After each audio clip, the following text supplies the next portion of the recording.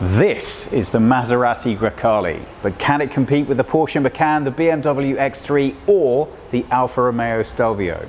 Let's take a closer look and find out. Now we're going to take a look today at this one. This is the Trofeo, but there are three editions currently. You can get the GT at the bottom, in the middle there's the Medina, and right at the top there's the Trofeo. So this is the one with the insane engine, all the power, and you get it. But it's not only about that, because in just 1 year's time, they're going to be launching a fully electric version of this car. So there's a significant nod to the future. But you know what? If you want to get an idea of just what's going on here, you have to start at the top. Bang! This is how you do it Maserati style. So not only at the front, but also at the sides and rear, lots of carbon fiber detailing. And this big, bold grille, and thanks to its convex shape, it literally says, I'm gonna suck in all the air that you can give me to keep that engine cool. Nice. 4 meters 85 or 191 inches. The Grecale shares its platform with Alfa's already well-known Stelvio, but it's not entirely used the same way. This wheelbase has been lengthened by 85 millimeters, and the point of that is to maximize as much of that interior space as possible. But what it does to the aesthetic from the side is gives it an even bolder, more visually striking presence on the road. Now, this is the Trofeo, the top of the line, so obviously it should be even more striking still. The standard GT model comes with 19, the Medina comes with 20, and here we have the 21, although you can get all sizes on all models in the lineup. What I particularly like here is how they've integrated the Maserati logo into the design of the alloy wheel. You might find it quite hard to see from this angle, but the Trofeo benefits from an extra 35mm width on these rear wheels, and although you can match the same wheel size on the other two models in the lineup, you can't get this additional width anywhere outside of the Trofeo. A big, bold rear diffuser right at the bottom here. I think stylistically that's really nice. This should make a noise when you throw it down on the table. That's one of the larger, heavier keys I've seen in a while. But if that puts you off in any way, shape or form, don't worry. They make a wearable version of this, so you don't have to lug this around with you the whole time you want to use your car. Take a look at this. Now, my first thought when I have a look at that cockpit is there's something that feels a little bit first class about the way that this is finished, which, needless to say, is exactly as I would expect it to look. There's leather everywhere. They tell me that when they launch the all-electric version in a year, that's going to have a fully recycled components of the interior design featuring fully recycled products. So fishing nets is what one of the seat finishes is going to be available from. But for now, if you want a Grecale, it's coming with leather, and that's how it is. Well, they will also talk to you at great length about how proud they are of their Italian craftsmen who put so much of this detailing together. And that resonates through every last detail within this car. Now again, pre-production, so although these really great looking speaker grills could literally be used to grate Parmesan, I'm going to guess they're a lot smoother in the finished article. This is a Sonus Faber sound system. Now, the standard sound system that comes with this car is a 14 speaker affair. This is the top of the line, so it comes with 21 different speakers and an output that's over 1,000 watts. Now, the base models come with 4, this one has 5, so prizes if you can guess what's missing on the base models. But for now, let me just show you. That's 2 12-inch displays, one for the driver, one for the center, and one 8.8-inch for down here for your heating and cooling controls. This clock, which is a very, very famous part of Maserati heritage, has finally gone digital. That's a very big move. Personally, I really like the way that this is finished. I think it's stylish and elegant and understated.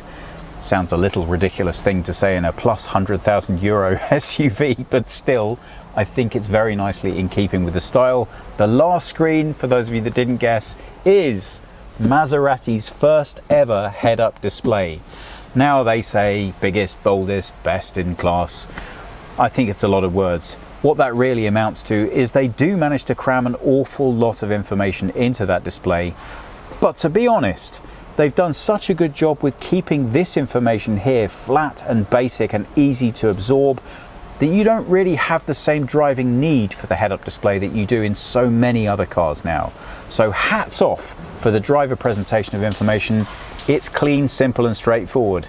And yeah, I don't want to bore you too much by going on about it, but come on guys, this is not simple and easy to use when I just want to change the heating controls in the car. But according to Maserati, the reason that they've done that is that they want the maximum amount of space and the least amount of clutter. And for that reason, they've done away entirely with any concept of gear stick.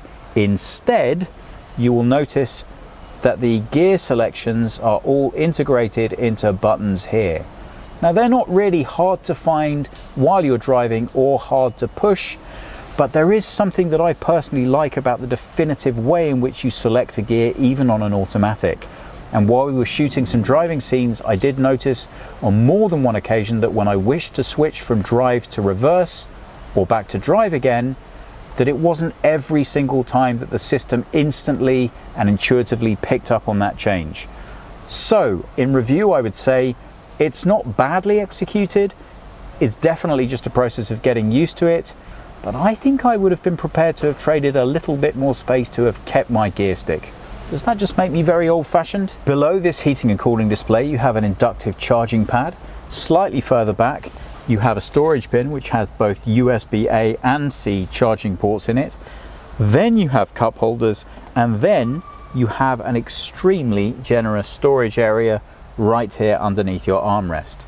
Now Maserati are very keen to let you know that they have fitted 11 litres of storage space into the car itself.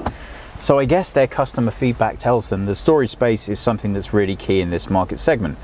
Now, if you're wondering what all of this tech is based on, it's an Android system provided by Google. So it comes with Apple CarPlay and Android Auto all ready to go. And it's pretty fast and straightforward and easy to get all of the details and information that you could want. As you could see, you could spend more than a couple of weeks figuring out everything that the car has to offer you in terms of giving you information about its performance and changing the setup. And whilst I think that that's in keeping with what we've come to expect from very technological cars, I'm just not completely convinced how much your average driver is really going to benefit from this. If you, like me, are still struggling to come to terms with the absence of the gear stick, well, I'm very curious to know how you're going to feel about this. Guess what? No more handle for opening the door, just the push button. It actually works very well, but I don't know, there's something that still evokes a lot of memories for me about grabbing that handle and pushing the door open with an elbow. I guess in my mind, I'm still dreaming that I'm actually in Bullet and I'm getting in and out of a real car. Well, okay, come on Brian, get with the times. I get it. So nowadays, you want to get in and out of a Maserati, it's going to involve pushing this button here. Well, you could make a strong case for saying that when Maserati decided to enter the SUV market with the Levante, they put everything that they had into that car. Have a smaller SUV is going to involve a lot of compromise. So the logical one of those would be the space, but that's why they used an 85mm longer wheelbase to maximize the amount of room that you can fit into the back of the Grecale. Well, I think they've done a pretty good job. I wanted to show you this side specifically because this seat has had Cornelius in it and he's well over 6 feet. And as you can see, I have acres of room. Now I have particularly short legs. I'm 5'10" or 178 centimeters, but as you can see, I have plenty of head height here, but masses of room at the legs. So this car is going to be very comfortable for you in the back, even if you are over 6 feet tall. I was wrong earlier on when I said there were 5 screens. There are actually 6. What I've forgotten is this touchscreen back here for the rear heating and cooling. And you can see that I can control my heating and cooling back here, and I also have heated rear seats available to me as well. Let's take a look in the back and see how we're doing for storage space back here. Well, the Trofeo with that very large petrol engine doesn't have to give over any space to batteries, which of course the lower 2 models do. So this is 570 litres of load space. The lower 2 models feature 535. You can see there's just a little bit of extra room for for bits and bobs as well. So you could fit 2 really good sized suitcases back here for that weekend away, or more than enough shopping than you're ever likely to need. But these seats also fold pretty much flat. So for those larger purchases, you are going to be able to find somewhere to put them in the Gridkalle's. Wow. Well, that is a 3-litre V6. And if in any way it looks slightly familiar, that's because it's from the MC20. It has, however, been detuned, and it also features cylinder deactivation. So, a little bit more street-worthy than the MC20. That's just what this car comes with. The 2 lower models, the GT and the Medina, both come with 2-litre 4-cylinder versions, but they're mild hybrids. They are going to give you 296 and 325 horsepower respectively, 0 to 100 time of 5.6 seconds for the weaker and 5.3 for the stronger engine. This guy you're looking at right now will do 0 to 100 kilometers per hour or 62 miles an hour in 3.8 seconds, giving you a top speed of 177 miles per hour versus a top speed of 149 for the other 2. All of that speed is delivered through an 8-speed automatic gearbox with limited slip electronic differential on the rear.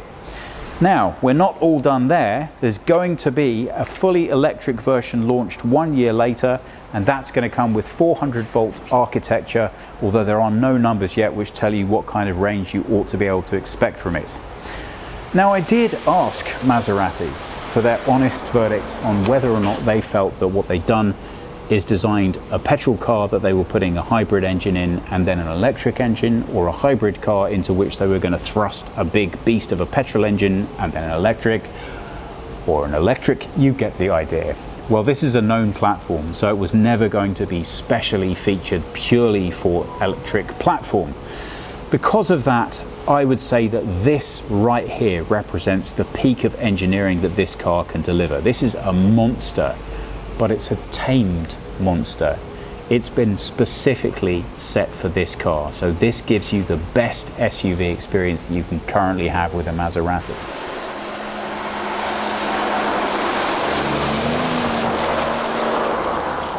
We're just driving through the foothills outside of Modena, and it's very difficult to know either where to start with this car or where in fact to start with this drive. Unfortunately, lots of things have not worked in our favor today.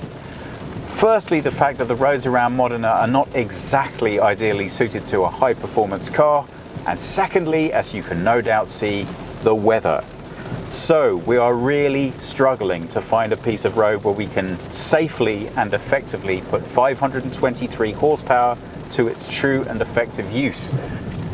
Alright, so we're just coming up in a small hillside village. This is the perfect time to get ready for a little bit of performance driving in the car. So, we've taken the car on. It's just at cruising through town, which at the moment means that we had it in comfort mode. You have 4 different driving modes in this car, and I don't know if the camera can pick them up while I'm actively selecting them, but that's comfort at the top, followed by GT, followed by Sport, and then last but not least, Corsa. Now, Maserati specifically asked us not to use the Corsa mode today. As you can see, the roads are very wet. This is a pre-production model, and I want to respect what they've asked us for. That, and I don't really fancy rolling down the side of a hill. Cornelius? No. He says he doesn't really want to do that either. Nope. So, Sport, I think, is more than enough. What you might want to know about this car is that if you do put it in Corsa, it's not only the maximum performance that it gives you, but it switches off a range of safety features. A lot of enthusiasts will like that. It may result in more than a couple of these ending up in a ditch from a driver who thinks they've got a little bit more talent than they actually have. But that's not only the standard adjustment you can make with this car. It does have air suspension, so the ride height is also adaptive. You can change that before you set off trying to break some new land speed records. But if not, the car will automatically adjust that when it detects that you are driving over a certain speed, has 2 different levels of that, drops the car's ride height and increases its sportiness in its drive. Not only that, but you also have this dampener change button over here, right in the middle of the drive mode selector. That only has 2 different settings. You either have it in standard, comfort, or sport. The Gri칼레 posts a 0 to 100 or 62 miles an hour speed of 3.8 seconds and a top speed of 177 miles per hour. So that's of course the Trofeo with the 3-litre V6, not so much the smaller brothers in the Gri칼레 range. Well, unfortunately, we don't have enough safe road to show you that straight line acceleration, but what we do have now is a little space to show you the handling. We've got this in sports mode, sports suspension, and even though the car isn't in love with me throwing it around very much, it does offer me the opportunity not only to listen to the lovely tune that that motor makes, but also get a sense of this handling. And I can tell you that the steering is really nice. It is a little bit light. I think I would have been happier if they'd have given me a little bit more heft or weight on the steering rack to give me a slightly more responsive and adaptive feel. You've got to like the sound of that engine though. Every time you put your foot down, brakes are nice too. You really, there we go. And you can feel the all-wheel drive traction. Now this has a limited split rear differential, and that means that even though we have a heavier car with an upright posture, road positioning and handling is very nice indeed. There's not really much in the way of road slip. Well, there is a little bit. I am trying to keep within the speed limit here, bear in mind. We do have a very wet, slippery road, a little bit of grease, and not optimal conditions. But in a way, that's the best way to try out the car's handling performance. And other than finding out that we probably should have strapped our luggage down a little bit tighter, I would say it's actually very pleasing. So how's the driving comfort the rest of the time? Well, somewhat counterintuitively, because everything about the Trofeo has been set for that performance, it absolutely does best when you put it in sports mode and give it a little pep and throw it around. The weight distribution, the handling, the braking, everything feels like that's what it's been designed for. So again, back to the nature of always having to compromise on a car.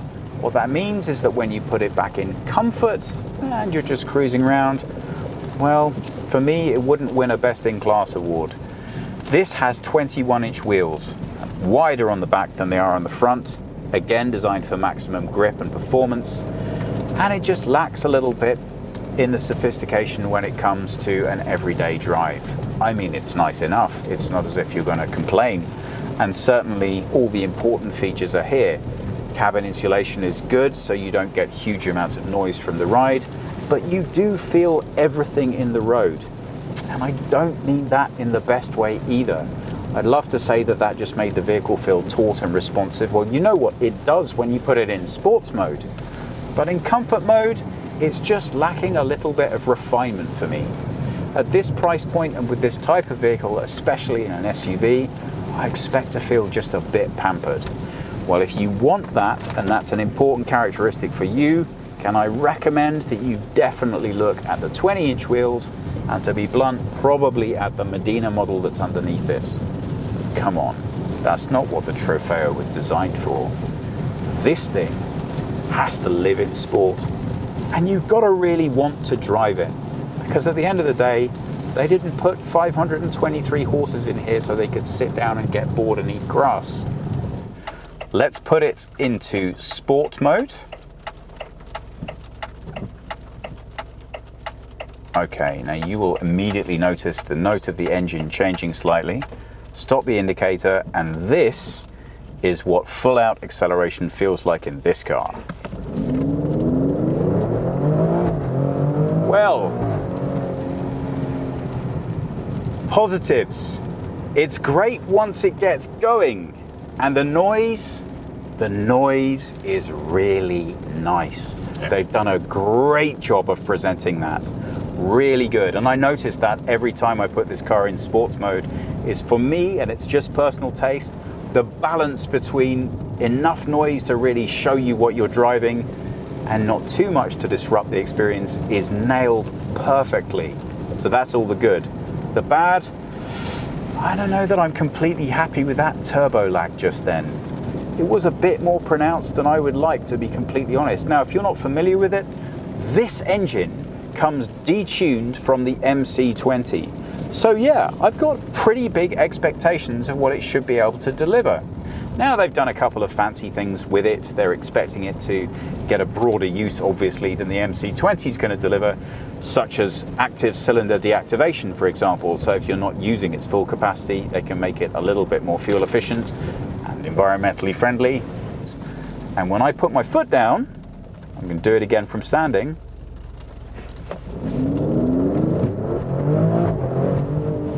That's just a little bit more lag than I'd like. Am I being too picky? Cornelius, come on, what do you think? He's giving me the face that says, I could go either way. Yeah, all right, maybe I'm being a little picky, but come on, it's not a cheap car. I want perfect, don't you? Well, as much as we all might like to think that we get to drive around on nice, windy, hilly roads every day of the week, the hard, cold reality of the situation is that most of us have to spend the vast majority of our driving time on roads that look rather a lot more like this. So that's when you put the Trofeo back into comfort mode and see what you're going to be experiencing for the vast majority of your ownership. And although it's slightly unfair, this is the point at which I feel for me that this car is a little bit lacking. Now again, it's all about the compromise proposition. How are you supposed to design a car around the idea of performance that is also going to deliver over and above what you want when it comes to comfort? It's simply not going to be possible. With these 21-inch wheels, you get an awful lot of feedback from the road. I have everything set to comfort, the suspension and the ride, and it's fine. It's just that every time you hit a bump, you and your passenger really know about it. Cabin insulation is good, but at this point I can't help but thinking my honest recommendation is that unless you live somewhere where driving the heck out of this thing is a realistic positive experience for you every day, you're probably going to be better off looking at the Medina. Not only is it significantly cheaper, but if you can afford it and you just don't care, at the end of the day, there's never going to be anything that quite beats having that little gap in the traffic where you can poke your head out and stick your foot down. And for that, you're always going to need a V6.